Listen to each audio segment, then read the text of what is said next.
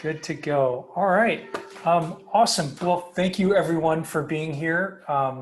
This is our last Basecamp of the year. And I know we've only been doing these for a few months, but it's definitely become a really important part of the program. It's something that Andrew and I really value and the whole team really values. And I know that members get a lot out of this. So we're excited to be here with you today and just so grateful that you made the time. If you don't have a chance to stay on for the full Basecamp, I think we're targeting an hour, maybe 75 minutes. We will record this and share this out within the community over the coming days. So you'll get a copy of this and can rewatch it at your leisure in the future. To new members, welcome. Those of you that this is your first Basecamp, we're excited to have you here and excited to welcome you into the Madefor community. Just a couple of housekeeping notes. We ask everyone to keep their phones or the microphones on mute for the first portion of this. At any point, if you have a question, you can post it in the chat, and Erica and the team will triage those and make sure that we address all the questions at the end of this session. The only thing that we ask is that members don't mention specifics of their specific challenge or unique challenge that they're on right now.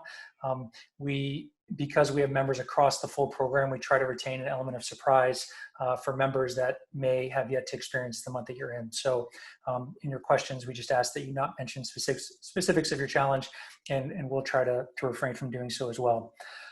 So with that said, we'll get started. I couldn't be more excited, obviously, to welcome Andrew back. He is your lead advisor at Madefor, head of our advisory board. And by now, most of you are really familiar with him and just the brilliance that he brings to this. So thank you, Andrew, for being here to support the community and to share your knowledge. Separately, we're extra excited to welcome Natalie Ditilo today. Natalie, in addition to being a member, someone that's actively going through the program, is a psychologist, and she is director of psychology at Brigham and Women's Hospital. And in addition to that, she's an expert in all things behavioral health and really healthy behavior change. And so her professional experience, her experience as a member, we really couldn't ask for a better guest to have this month and for this Basecamp. So welcome, Natalie, and welcome, Andrew. Thank you both for being here. Great to be here. Thanks, Amazing. Pat.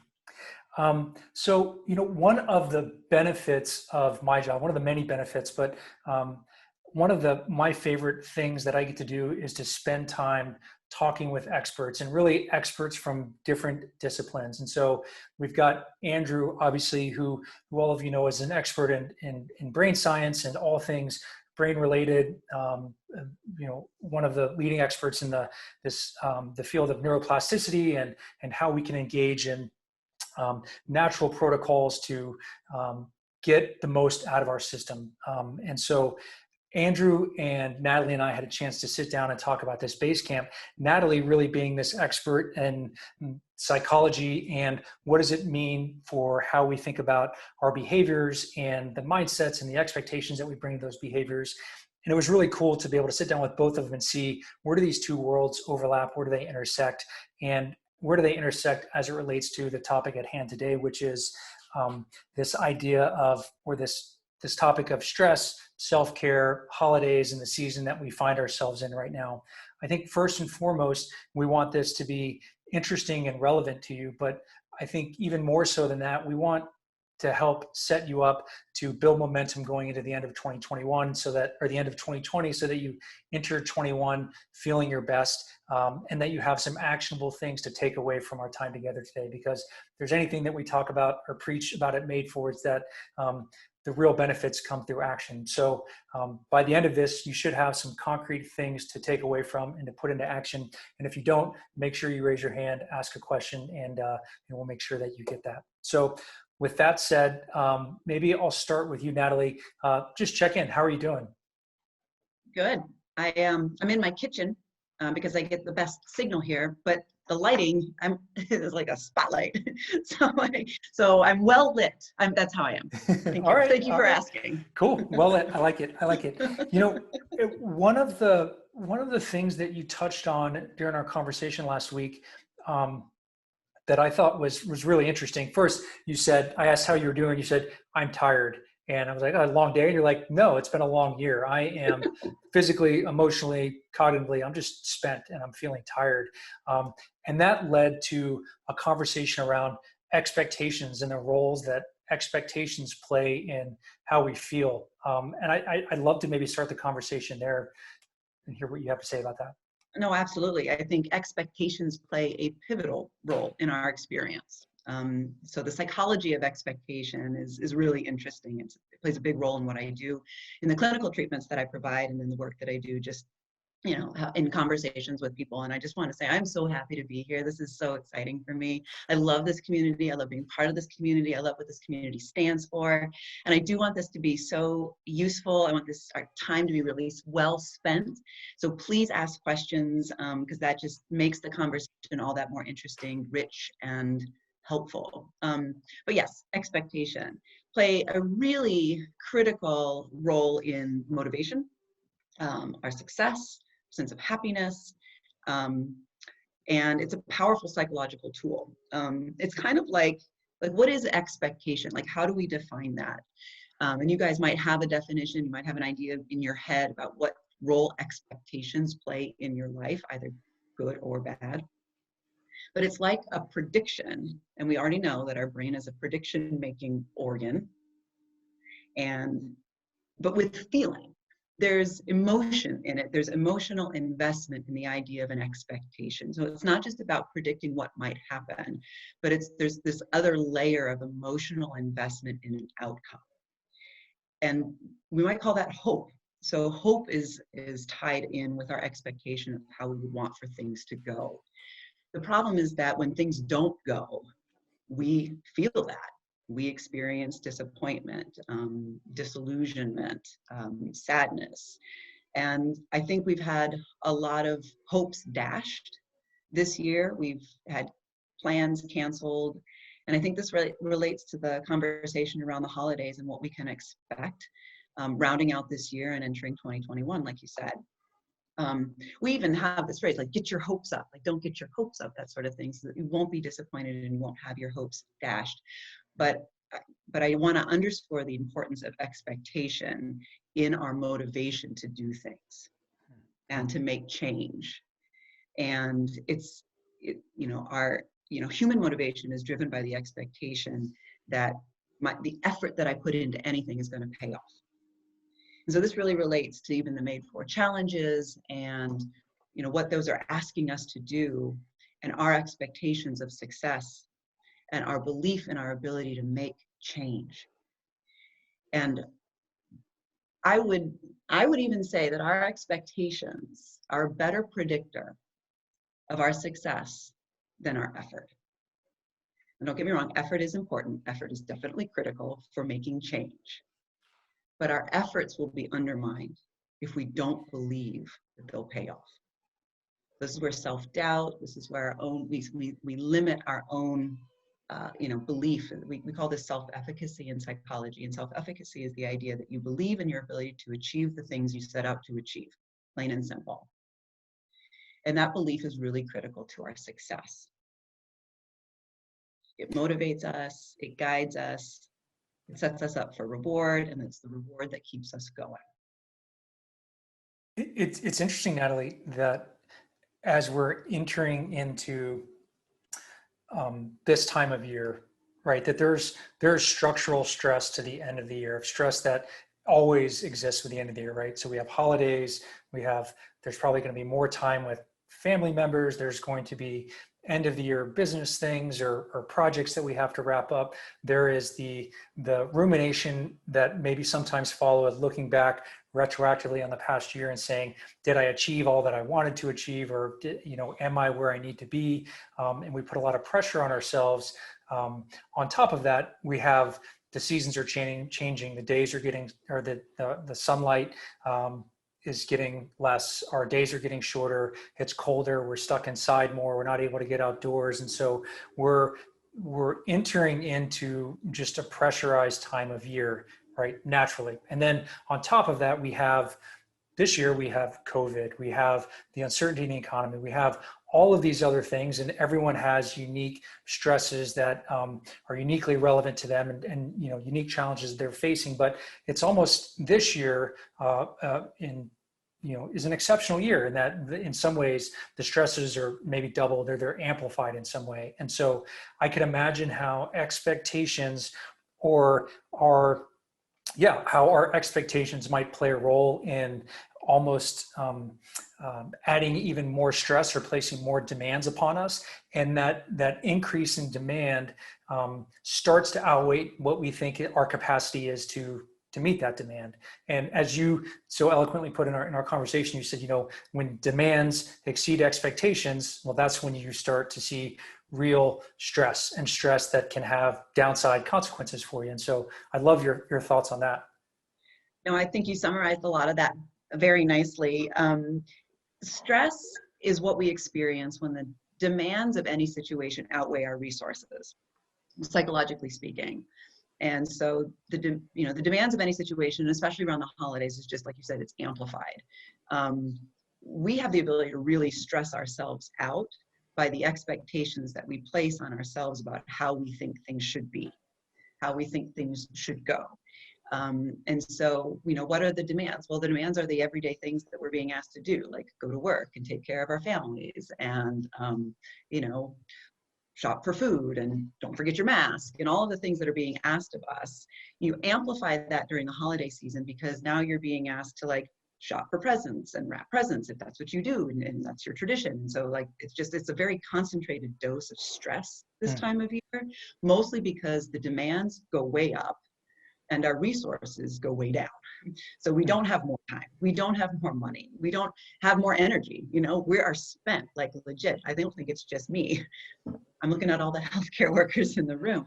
So, and the parents and the teachers and everybody. So I don't think I'm alone there. But yeah, so our resources don't go up just because the demands do. And when there's a significant imbalance, what we feel is stress. And it's actually a really simple equation in some ways to think about, well, why am I experiencing stress? What are the demands? What's being asked of me? What are my resources? And can I achieve a better balance? Can I take some demands off my plate? Can I take some of those things just simply off the plate? This requires prioritization. This requires sort of thinking about what's the most important thing for me to be focusing my resources on right now? And can I let a few other things go? Maybe not forever, but just for now. And can I, and expectations is one of those things. So however we're expecting things to be can amplify the demand in ways that are unnecessary, for which we may not have the resources to meet.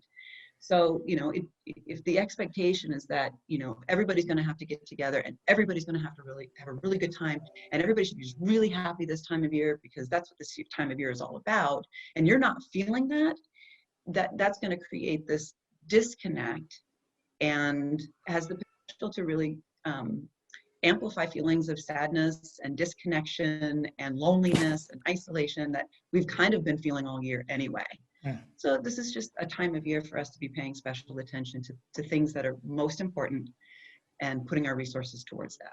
Yeah, that makes a ton of sense. And I think thinking about demands and expectations and the relationship between those two things is that there are many things that are demanded of us, right? We have to go to work. We have to care for our families. We have to take care of ourselves. We have to take showers. There are things that we have to do every single day just because it's a part of life and it's a part of our normal course.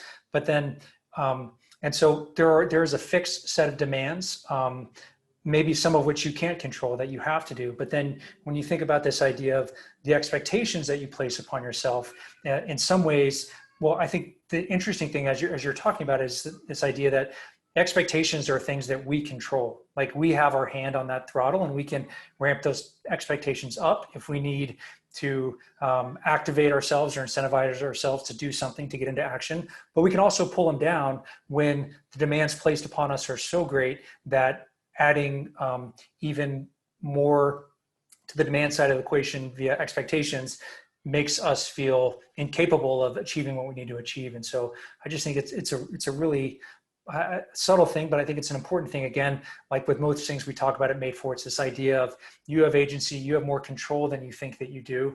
And at any time you can adjust the throttle, you can turn the dial down, you can turn the dial up. And doing so, especially in this time of year, when you find yourself under increased levels of stress, it's all the more important that you not only recognize this, but that you're taking action to do so when it serves you well.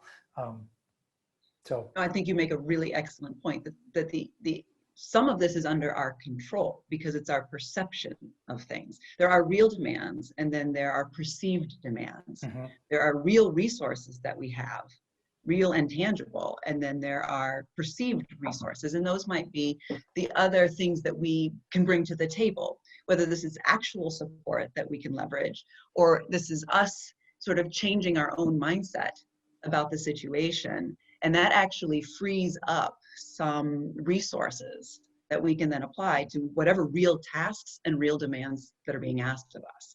So it has everything to do with adjusting your own expectations about what's required. And sometimes we make it much, much harder than it needs to be. We make it much more complicated, and we have all these expectations about how we believe it should be. And what happens is, so distress lives in the gap. And the gap is the distance between our expectations and our reality. Okay? And so the work that I do with people clinically is we work to close the gap. And so that requires one of two things, and usually a combination of both. Adjusting expectations so that they're more in line with the reality that we're living. And it's adjusting the reality so that it's closer to this ideal version of what you believe it should be, or ought to be, or is supposed to be, or all the other invisible rules for living that we have. And so it's a combination of both of those things. And in sort of technical terms, this is the work that we do in acceptance and change. And we try to land somewhere in the middle. What we're working to do is close the gap. It doesn't ever really close completely. We wouldn't want it to, because it's the gap that sort of keeps us pursuing and achieving and striving for more. But we need to be realistic about what it is that we're striving for, and then work to make the change at the same time. Mm-hmm. Yeah, to even bring it home for our members, it's something that we hear a lot from members is this, that, and we have a community here that has an orientation towards growth and bringing their best out, but they may get a challenge and say, I want to do this perfectly. I want to get an A+, and that idea of perfection over process or progress adds a weight of expectation upon them, and that expectation ramps up their level of stress. And then all of a sudden they find that I can't even start, or I can't, I missed a day of journaling and the whole month maybe falls off, or, whatever the thing is. And so that's one of the reasons we talk a lot about this idea of, extend yourself some grace, recognize that life gets a vote when you get knocked off track, and slowly guide yourself back on track with the smallest step possible when it feels right. But also, and I think it's so valuable that you're talking about this idea of expectations, because now that we have this lens or this framework, we can say, all right, what expectations am I placing on myself this month? Are my kids going crazy, and do I have a lot going on, and do I need to take a day for myself? And can I set aside this expectation of perfection, and can I instead focus on progress and small steps? And that same thing probably applies to, whether you're trying to deliver the perfect Christmas experience or holiday experience for your family members, whether you're trying to make everyone else feel comfortable and you want everything to be perfect, whether you're trying to deliver the perfect meal, or you're trying to end the year on the best note possible. Like, maybe we set perfection aside and the pressures that come with the expectation of perfection, and instead come back to, all right, well, what is manageable for me that allows me to generally move in the direction that I want to go? So it's, we have a question from Stacy that I think is specifically relevant to this. And she said, it's really interesting re-expectations. Is there a way to connect or to set up positive expectations for the mundane tasks we need to do, especially as it relates to the Madefor habits? Andrew, you might have a thought on this, or Natalie, you might have a thought on this.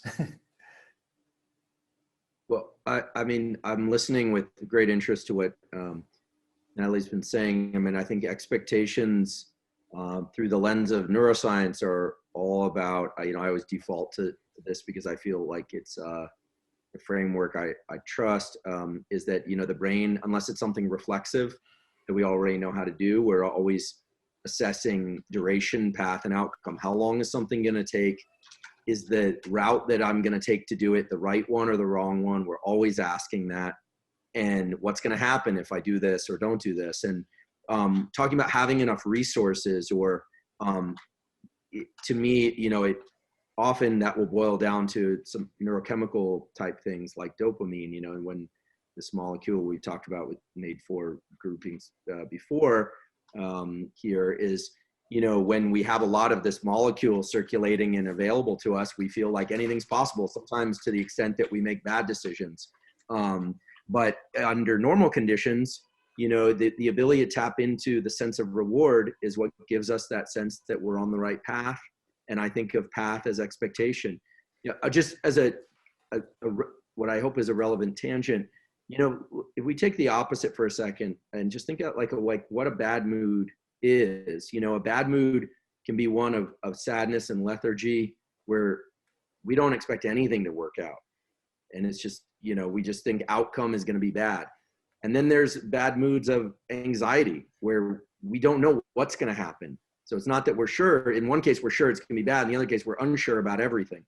And those are useful kind of shadows to look at the light side, which is a good mood where we feel motivated, and as if we have resources, does not necessarily have to have a sense of certainty about anything, in the same way that a bad mood doesn't have to have a sense of certainty. The difference is this idea of resource. That are we on the right path? Do we have the resource to pick paths as many times as it takes to get it right? And I think that it all starts with understanding that all the stuff we're talking about is internal.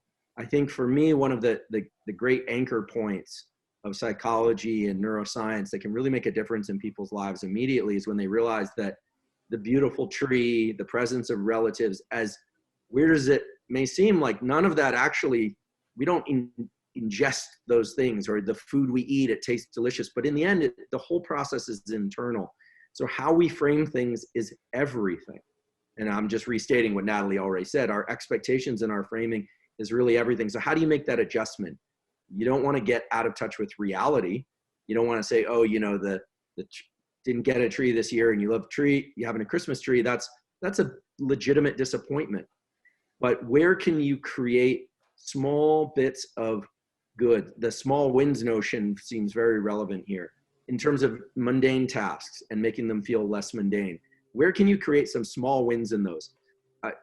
For myself, small wins with mundane tasks come from humor. Just the kind of hilarity of just how much we can make our life difficult at doing the smaller things.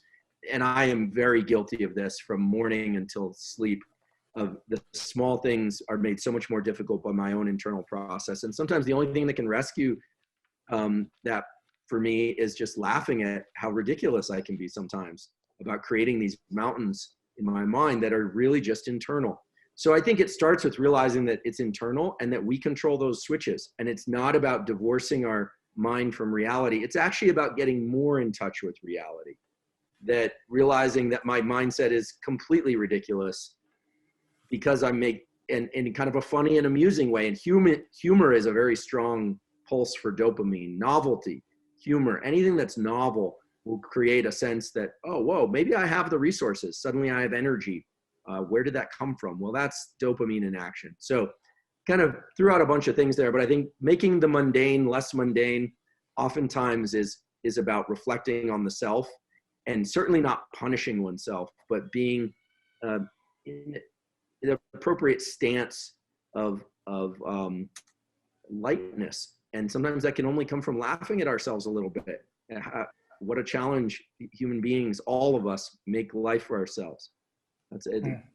That's been the only one that's worked for me. I dread filling out every form in every form. So I've been doing it for 20 years. I have the hardest time filling out. Some of you might laugh if forms for you are easy. I can make myself miserable about it. I just laugh about it now. It's gotten, I don't know, 20% easier, for example. It's it's so good, Andrew. Um, it's it kind of teases me or brings me back to something that Natalie, you mentioned, which is this idea of the certainty principle, that when we're more certain about the returns on our investment, that there are rewards to be had, and they're the immediacy of those rewards that we have through our effort, whether it's in mundane tasks or it's small tasks or big tasks. The more certain we are about the returns, the easier it is to get into action and to take those steps. Could you talk a little bit about that? Yeah, I was just going to kind of follow up on what Andrew was saying about there are ways to make the mundane things, the day-to-day things that we have to do, much more interesting. And humor is one of those. Also, just sort of challenging yourself to be just like uber present. Like, let's just see how engaged in this task I can get. And it's sort of like you self-challenge to like, let's just make this more interesting and get creative with yourself about how to do that. And mindfulness is one of the tools that we use pretty frequently to help with this, is just be very focused, very engaged in whatever it is that you're doing, or turn it into a meditation. You can change the way that you relate to just about anything. And so things that you would typically consider like mundane or routine or a chore, you're like, oh, I have to do that, I don't really want to do that. You know, you will feel more motivated to do those things, because those are little rewards. Those are little fun little tasks that you get to, and games you kind of get to play with yourself. You kind of gamify your life in a way that's, you know, like in a way that is very intentional and deliberate, so that you are better engaged and then better rewarded for the work. And I think that just plays into what you were just saying, that like the value of small goals and small wins cannot be overstated in terms of motivation and reward. So, you know, set the smallest goals. You know, you can, one of the things that we'll do is, you know, you make to-do lists, right? You just make to-do lists, and I like to make little boxes, and I'm one of those people, and I like to check those boxes after I've completed things off my list for the day or for the morning or for the task or whatever the case may be. And I will cheat. I'm going to cheat the heck out of that. I'm going to put stuff on that list that I've already done. And I'm going to check those boxes, mostly because it makes me feel good. And the feel good is the reward and the reinforcement that encourages the behavior. So it's like, you know that you've cheated, but you don't care. Like, your brain doesn't care. Your brain's still gonna, like, and Andrew can like correct me if I'm wrong about this, but this is what I tell people, that you will be rewarded for those things, even though you realize that you've already done them. And that increases the motivation to keep going and to do the next thing on the list and do the next thing on the list. So like, fuel yourself by treating yourself and giving yourself credit. We don't give ourselves enough credit. We're only ever thinking about the things we haven't done, or the things we haven't done well, or the things we haven't done well enough. And that's a mindset trap that you don't want to be in if you can avoid it. Just hearing both of you all talk about this reminds me of, to put it in a military context, when we conduct an operation in the SEAL teams, or we conduct an operation out of the back of a submarine, the operation, the actions on target, what you would say, you know, is the quote unquote success, or the most sexy part of any mission, is really the compilation of thousands and thousands and thousands of mundane tasks.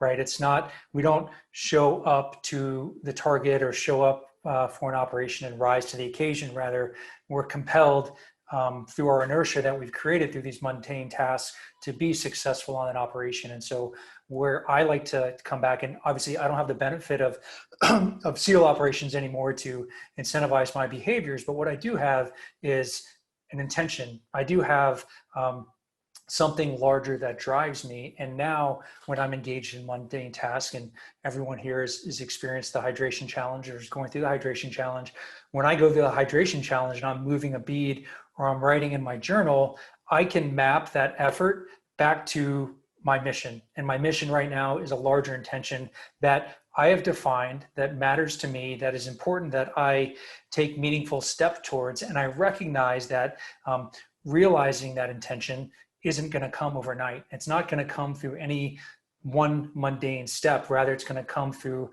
an accumulation of thousands of mundane steps done in a specific way as it relates to Madefor. But in general, that's, you know, that's how I think about these mundane efforts and how I reward them. And I think there's a question from Bonnie that came up, and she said, what is so difficult with those of us in healthcare is that we can't take the extra workload off of our plate. I can't even think about seasonal activities with the vaccinations moving into the next 7 weeks of my life. How do I manage my stress when I cannot change the current workload? And I think it's such a great question, and in many ways ties back to this idea of I'll always bring everything back to intention or mission. And that is, what is the thing that you care most about? And how can you take small steps every day to bring you closer to that? And how can you map your efforts, whether they be mundane or they be small, big, medium, whatever the size is, how can you map them to something bigger than yourself, something that is a larger mission? And you, Bonnie, obviously you're serving probably one of the most important missions right now for our country in the vaccination process, and you, along with all the frontline healthcare workers, the work that you're doing. I come back to that. It's all right, how can I make sure that I'm tending to my unique individual needs in a way that helps me build capacity, that I'm caring for myself and I'm getting enough water, I'm getting enough rest, I'm getting proper food. But then also, how can I continue when I feel especially taxed, outside my comfort zone, burnout? How can I come back to what is it that I'm doing? How is it serving something bigger than myself? And it's not to say that that's a magic bullet and that's going to give you all the energy you need to go forever, because at some point we do break down, we do need a rest, we do need to decompress, but it will allow you to achieve more than you ever thought possible, to dig deeper than you didn't realize you had. And I think this is something that is really cool that Andrew, you talk a lot about, is this idea that we have more capacity than we realize, and that how at first, when we're engaging anything for the first time, the small things feel really large, but that over time, the large things start to feel small. I'd love it if you have a comment on Bonnie's question, or if you could maybe talk about that concept for a little bit, because I think it's a powerful one.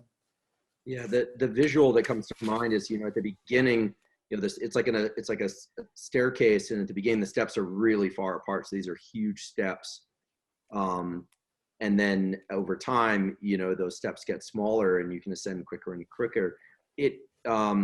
I guess I'll just default to the neuroscience, which is where I start, but this notion of dopamine, in the sense that it gives us reward and this capacity, and that and gives us an optimism. I mean, it really does all those things. And it's a set of neurons in our brain that vault that dopamine. They don't just let it out, but there are things that we do that are all internal. It's all subjective, what releases that. This is what's so incredible and incredibly powerful about dopamine. If you're ever working really hard, for instance, and you're just really flagging and exhausted, and someone makes a joke, or you make it and it's genuinely funny, you'll feel a lift. You'll feel as if you have a capacity, and that's dopamine. If it's not funny, you won't. And so it's not funny to you, and it's very subjective, which says it's also very subjective. So the interesting thing about dopamine, as it relates to this question about, big mountains that we face, big staircases that we face, is that, Pat talks about moving the horizon and setting, short-term goals, immediate goals, and reaching those first. But what's interesting, and maybe we haven't talked about here before, is that dopamine follows a schedule of release. And this, I think your comment, Natalie, about list making and what you include on that is really relevant here too, that we can, it's called entrainment. We can get our dopamine to release on kind of almost like a metronome schedule. So you have to ask yourself, are you setting that metronome at ticking once every 3 weeks, once a year, only once we're out of the pandemic? If you do, that's going to be a very long wait in between.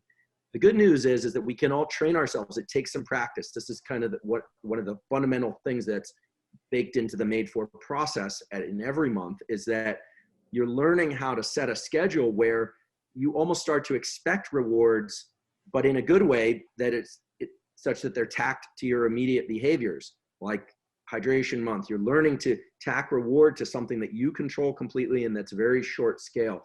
And what happens then is these circuits in the brain start to follow schedules where dopamine is it doesn't have a mind of its own, but it's those circuits are willing to release dopamine on a more regular basis. You're not tying it to the big sale of a company, or to the, in fact, we all know people perhaps that have sold things or accomplished huge things, and then they go, now what? And it's because they actually set their dopamine schedule so far out that they get there and their brain is just thinking, well, where's the next one? And it's almost like they're divorced from the reality that they've succeeded. So how do you do this? Well, 600 vaccinations. And again, I echo Pat's statement. I mean, this is such incredible work that you and others are doing to help support the health of so many other people. It's going to be about, if I may, it's going to be about trying to learn to subjectively attach a sense of reward to even the mundane aspects, getting, a vaccination, the first one perfectly, and just that first one perfectly for you, meaning, bringing the right level of presence that you can in that moment, doing it, and taking that moment to register the win. It's all internal. I did notice another comment that relates, which is if people are just speeding through and not registering their wins, you're basically telling your brain, I only want to be rewarded and get the sense of lift and motivation, optimism and energy on a long time scale. So wouldn't it be wonderful? We all hear about a journey of 1,000 miles starts with a single step, but wouldn't it be great if every step was rewarded? That's actually possible, but that responsibility falls to each and every one of us. And it's a process you learn. You're not going to do the first thing well and immediately think, I'm just basking in dopamine. That's not the way it works. But over time, you'll start to notice this subtle lift where it doesn't feel like it's a descending foundation, that things are either stable beneath you, we're talking psychologically here, or things that you feel more buoyancy. And so the resource, the capacity that we're talking about is sort of a chemical, it's sort of a mindset, but what it really is, it's about training the mindset and training the chemical to engage under your control on a regular basis in a way that is attached to reality, your reality. You're not being delusional and saying, I won, even though I made a mistake, I did great, even though you're interpreting things accurately. I hope that helps. It really means setting the horizon in close, registering those rewards, recognizing that initially those rewards aren't going to feel overwhelmingly good, but over time that you can trust them. And I think the small rewards that we can trust are far more valuable than the large rewards that we have zero control over. And so those subtle rules here, subtle rules of the process, and over time it becomes very natural if you continue to engage it. I would call that microdosing dopamine. Yes, internally microdosing dopamine, and in full acknowledgement of the humor around the microdosing. People who take drugs that increase dopamine, which I do not recommend unless it's prescribed for a particular clinical need. The people that take drugs that elevate dopamine to unhealthy levels, we've heard of these drugs of abuse, they feel reward around doing nothing, around rearranging anything, about doing mundane things, to the point where it's no longer adaptive. They're not moving forward. And that's very, I define addiction as a progressive narrowing of the things that bring you pleasure to the point where you're no longer functional. And the opposite is also true. What we're really talking about here is a progressive broadening of the things that you decide bring you pleasure. You're in control of this. You're in control of this process. And that can bring tremendous amounts of energy to your experience of life, both challenges and things that are intrinsically feel good, because when you feel good and external events are sort of the sort that you expect to make you feel good, then it's just synergistically better. But it's all about an internal process and learning to tap into these circuitries. And we all tend to learn how to do these in little narrow channels of life. But what we're really talking about here is building up the neural circuitry and the psychological circuitry Natalie was referring to, so that we can basically place this lens, which is an accurate lens. This is not a simulation. It's a real thing that we can bring to any one of our experiences of pretty much anything. Andrew, this reminds me of something that you said a few days ago, where you said there are shortcuts to this process, and you allude to them here through, that some people take drugs to spike dopamine levels, but you said this thing, I think it was Valium, donuts, and alcohol, that there are shortcuts to this process, but those shortcuts come at a cost. I thought it was just a really great articulation of this point that that the schedule of release of dopamine, you can go for a big spike, but that big spike follows a precipitous drop, or you can go with this steady dosing over time, and again, in a manner that you control, in this widening of the things that bring you joy. Any additional comment there or context? Yeah, I mean, I mentioned donuts because they're one of my greatest sources of dopamine, and Valium donuts and alcohol. I mean, there's a reason why those work, to numb us or make us feel better or give us a lift. And I'm not here to judge. I mean, everyone has to decide for themselves what's right. I think that when we start to internalize this process of dopamine release, even in parallel with the fact that we're getting it from external things, we really start to sense an incredible sense of power in our own neurology. It's not a small effect. And I think that we do need to be cautious about how much we lean to anything external or anyone external in order to make ourselves feel great. And the point here is not to put ourselves in a bubble and in isolation. That's happened. There have been famous cases throughout history where people have found great joy even in the worst of circumstances. And but that is not the point. The point is that's not the goal, obviously. The goal, it's just a proof of principle, which is that we can tap into these circuitries and these mechanisms. We don't need the destructive thing to become destructive in order to access the joy and the feelings of resilience and resourcefulness that we seek. What we want to do, and actually, if we were to say moderation is the goal, well, then we could say, well, we can help ourselves towards moderation in our ingestion or pursuit of external things, like donuts, for instance, by also knowing that we can bring joy to the experience from inside, and then we don't need quite so much of the external thing in order to make us feel good. I just should mention, I think a lot of people, in my experience talking about this stuff, they get a little afraid that if they tap into this process, that they're going to be just sort of walking around with this huge grin all the time and like totally divorced from reality, and that they'll be kind of a sort of an idiot, that everyone's going to think, oh, this person's happy when everything's terrible. But I think what you find is that the people who can tap into this are the people that other people start to look to for guidance and stability. This is not about being so gleeful in a moment of despair that you're somehow not being appropriate. This is about a stability. It's really about a calm and joyful stability that allows you to move forward and that people orient toward. And I don't want to give the impression that I have this working for myself in spades. It's all an ongoing process all the time. We all get attached to outside rewards, but I think that this process is not something to steer away from for fear that it's going to make you further apart from others. I think it's actually can bring you much closer to others. And if you're a caretaker, it will drain you. It will mean that you feel less drained by other people's needs of you. And if you're somebody who orients towards being taken care of, it means that you can step into action with a little bit more vigor. And that's always good.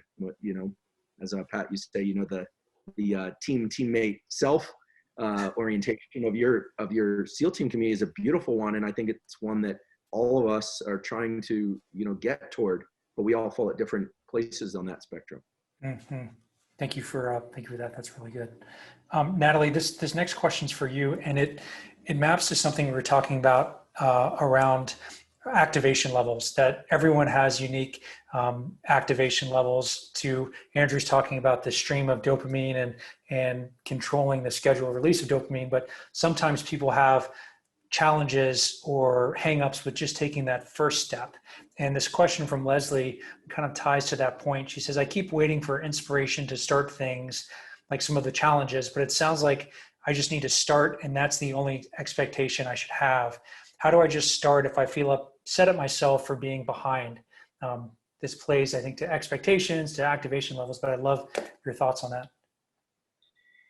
No, that's a really, really, really good question.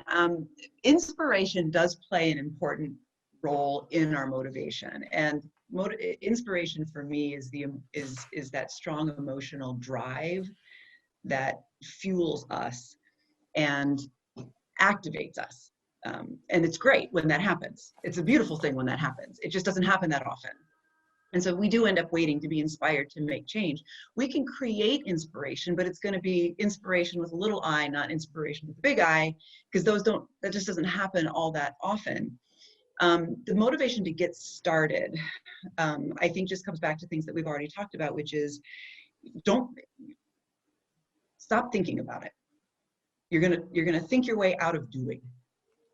So do something, do anything. Start really small. When I mean really small, and I don't know what challenge people are currently on, but let's just say if I was working with someone who was underactivated and behaviorally underactivated, maybe depressed, we would start really, really small to get that person moving again. And it might be make your bed. Something as simple as make your bed, get up. If you get up, make your bed. And you get the reward, and you just sort of plug that into the equation. It might be take a shower. It might be the very, very simple things, that you can do. And when you see yourself doing, it sends an important message back to us about how we're doing. So doing little things, we take a lot of cues from our behavior, especially when we're not sure how we're doing, which is why self-care is so critical. It's such an important part of the work that I do. And it's not just because self-care makes us feel good. The things that we do, and the behaviors that we choose send an important message back to the brain about how we're doing. And when we're taking care of ourselves, the message that sends is that we're worth the time and effort to do those things. So there's some inspiration in that. I'm worth the time and effort that it takes to do these things. And when I do these things, I get that feedback almost immediately that confirms it to be true. I don't know if that helps, but yeah, no, that's so powerful. I really, really like that. Andrew, do you have any thoughts on that? Yeah, I mean, I place tremendous value on emotions and thought. But I agree with the idea that behaviors are the strongest signal that we have. It's not to make this existential, but it's kind of interesting, that there's a fossil record for everything, our skeleton, everything, our nervous system, which is really our brain, and there is no fossil record, right? It's the things that we do, it's the way we impact other people, it's the things that we decide to write, even to ourselves. Our actions are such an enormous part of our wiring, and it's deeply wired to this sense of reward. And I'm somebody who it's funny, these made for things have become confessionals for me, because I think the last two of them I've revealed I not only do I hate forms, but I'm somebody who has tremendous challenge sometimes getting into the flow state that everyone talks about, which is supposed to be so glorious, where everything just kind of pours out of you. I have tremendous trouble getting going on writing projects, and I almost feel like the flow states, this sense of joy where things are easy and everything's happening, are actually, I've learned to really avoid them. I don't like it when they show up, because they make me think I'm doing it wrong all the other times, right? When I'm not in that mode. And one of the greatest things that I heard in the last year was, and I don't want to send the wrong message here, so bear with me, which is, if it's hard, you're probably doing it correctly, which speaks to the beginning of the process, right? If the beginning of the process, I'm not saying set a huge goal. I think Natalie is right. You want to set small goals, but if it feels really hard to drag yourself to that small goal, it means you're probably doing something right.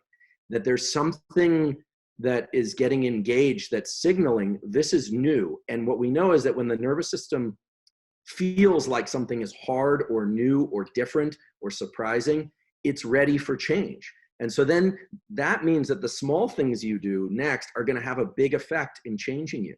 And so I've learned to look at struggle as like, okay, here's my brain preparing to get better, as opposed to, oh my goodness, why can't I do this thing? What is wrong with me? Whereas I can watch 30 hours of Ozark on Netflix, almost like a reflex. What is wrong with me?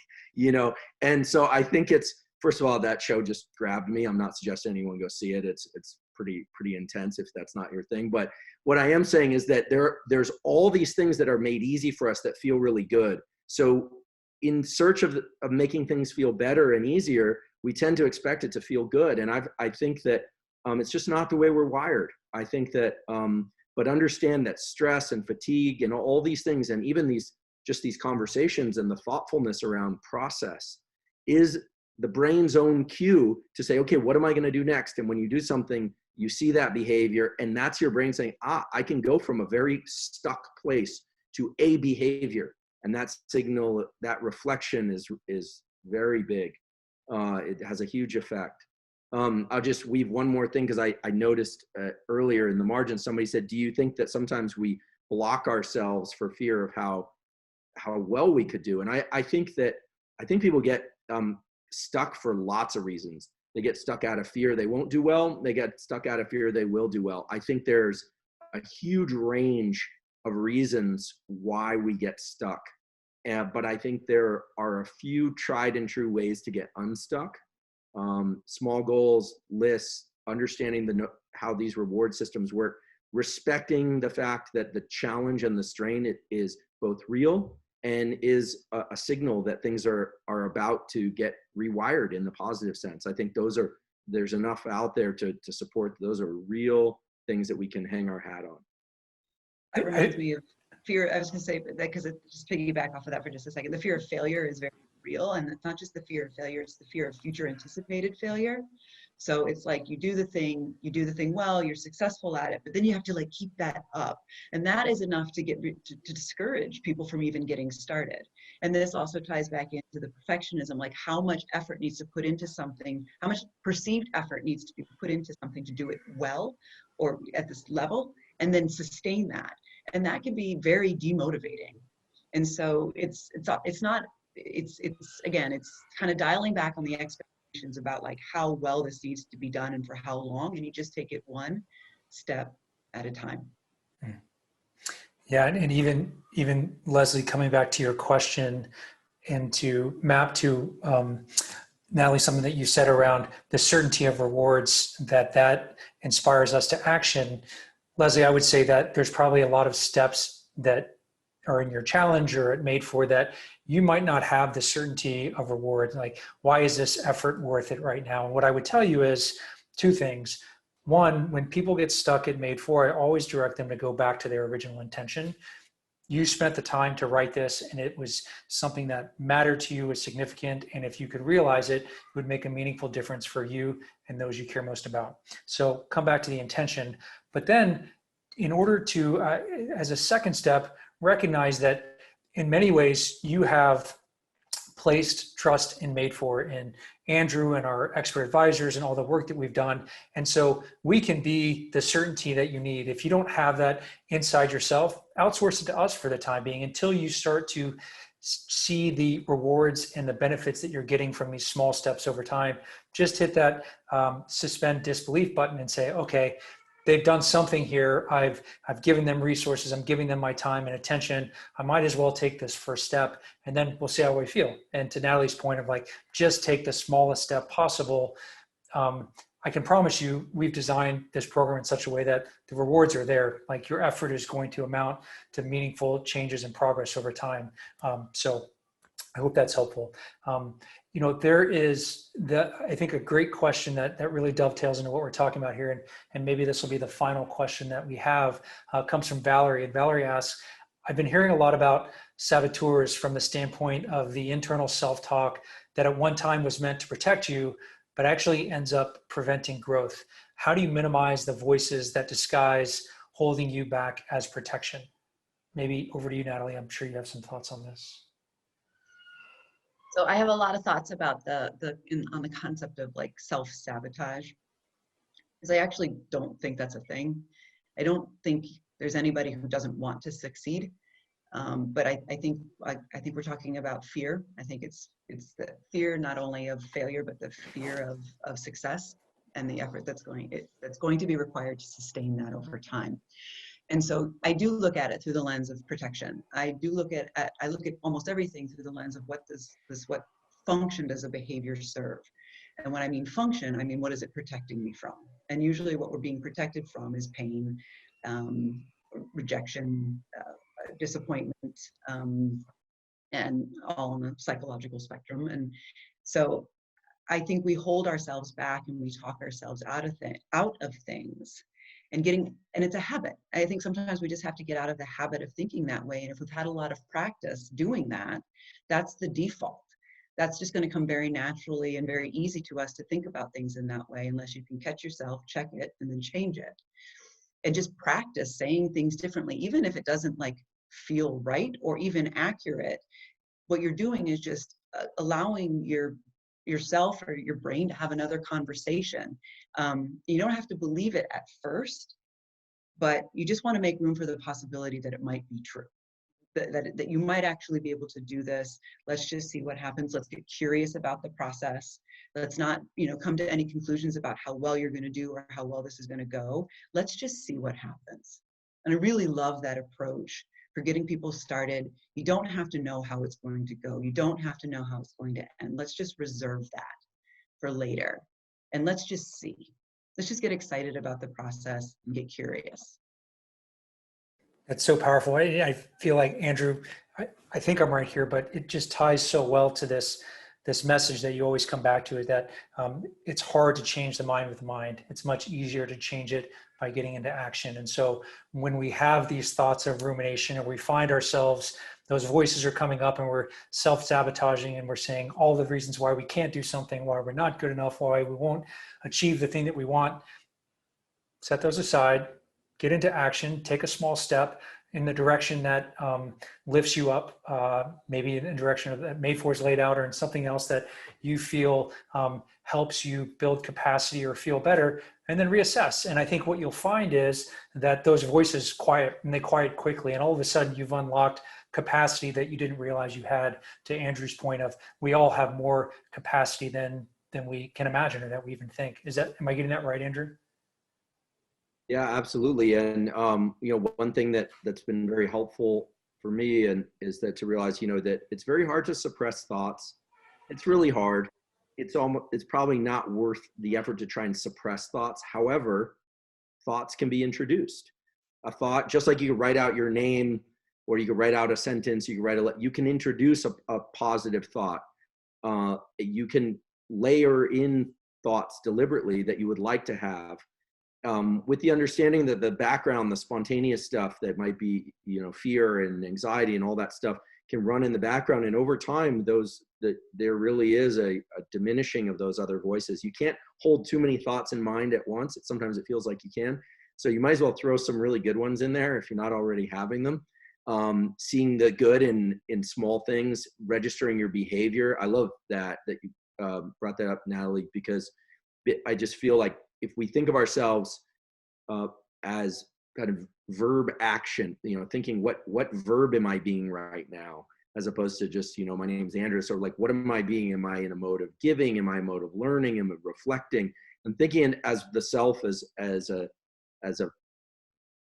ability to get into action and verb through life, so to speak, as opposed to just adjectives about yourself or nouns about yourself, which are also important, of course. But I think that that those subtle frame shifts can give you little, like a wedge into being able to introduce stuff that, especially in those moments of despair and challenge, can be really useful.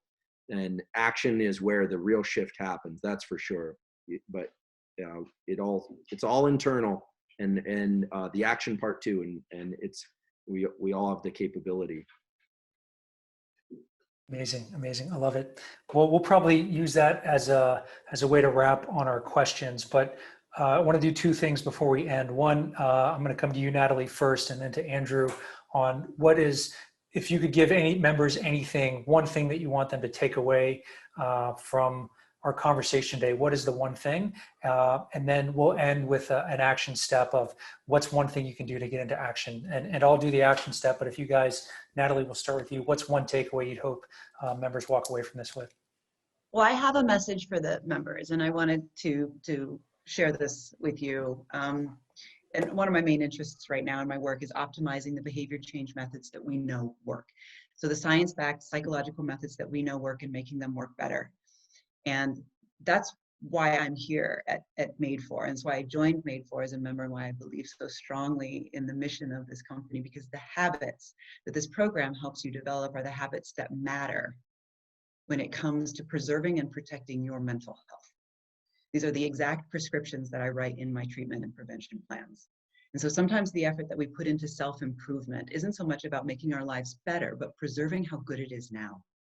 Because if this year has taught us anything, nothing is guaranteed, and it can always be worse. And that's not meant to make you feel depressed or discouraged. It's meant to help you stay the course. Even if you don't see the immediate, rapid change with a capital C, trust that you are doing the important work of staying well. And it was really great to be here with all of you guys. These questions are amazing, and you're all amazing. Yeah, that was so powerful. Thank you for sharing that, Natalie. And thank you for being here. You certainly made all of us better, and we're grateful for that. Thank you. Andrew, what's one takeaway? The takeaway is that the idea that we all have a greater capacity to offer stress, to find joy in small things, and to use that as an amplifier of more joy and our ability to give and help buffer the stress of other people it's a real thing. And I know that because everyone was endowed with these neurons and these chemicals and this amazing awareness. I mean, really what makes human beings incredible is our ability to be aware. And so many times that self-awareness we feel like is turned against us.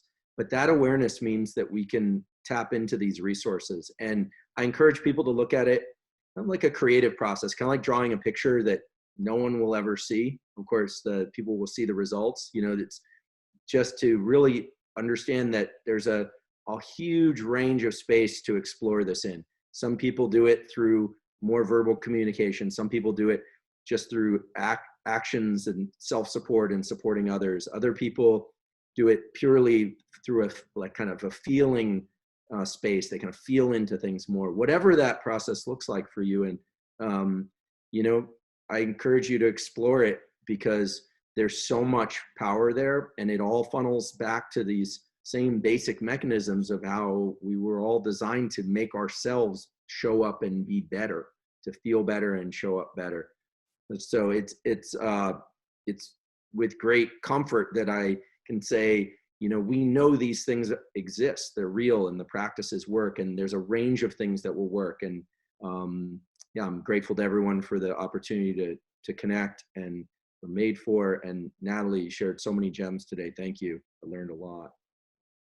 Amazing, amazing. I have one takeaway that I'd like to add, and then we'll end with an action step.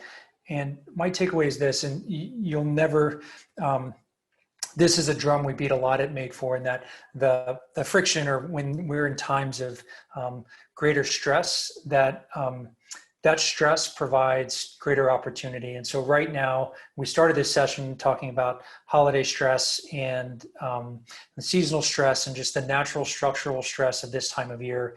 And then on top of it, we have everything that we're going through, our frontline healthcare workers, just everything that's happening in the world and in our country. We're under maximum stress right now. And that maximum stress can be perceived one of two ways. One, as a great weight that we are going to have to continue to carry and suffer under. That's one way to look at it. Another way to look at it is that it provides us a tremendous opportunity. And the opportunity really is that the smaller steps you take now, or the small steps you take now, matter more than ever, right? And so if you can take a moment to identify a way to have some self-care, or to take a step to recognize all of the wins that you've had this year, or just register the fact that, hey, you survived 2020, you're here, and that's a big deal. Those small things that you do, the effects of them are going to be amplified, and amplified in such a way that you build capacity, you build resilience, and you exit 2020 not falling across the finish line, but rather building momentum into the next year. And I think that's a really important point. So this stress that we're under is an amazing and a finite opportunity. So let's make sure we take advantage of it. So today, I hope you you got some interesting information, and I hope it was relevant for you. But as we like to say at Madefor, nothing happens without action. So you might feel good coming out of this Basecamp. I hope that you do, but the real change occurs when this session ends. Natalie always likes to say the change that she gets from her clients doesn't happen on the couch. It happens after they leave the office. And so to that end, we always try to end with an action step for our new members. And I think maybe an interesting small step that you could take coming out of this Basecamp is just to identify maybe one expectation that you've placed on yourself for the rest of the year. Maybe it's tied to the holidays, maybe it's tied to your work, maybe it's tied to a specific goal that you have, maybe it's tied to a challenge that you're going through with Madefor, and it's just simply an expectation of perfection. But identify one expectation that you've placed upon yourself that maybe has unnecessarily increase the demands that you're experiencing, that it is not helping you, and instead maybe it is making you less flexible, or it is in some ways weighing you down. Can you reimagine that expectation? Can you set it down or modify it in a way that takes a small load off your shoulders, that helps you feel better and gives you greater capacity to move forward? That's what my takeaway would be for you today, and maybe as an action step in leaving this Basecamp. So members, man, I can't tell you how amazing it is to see you all here. Thank you for making the time, for being a part of this community, and for the work that you're doing every day to make yourselves better and thereby make the world a better place. We're so grateful for you, and we look forward to seeing you again soon. Thank you, Andrew and Natalie, for being here, and we'll talk again soon. Happy holidays.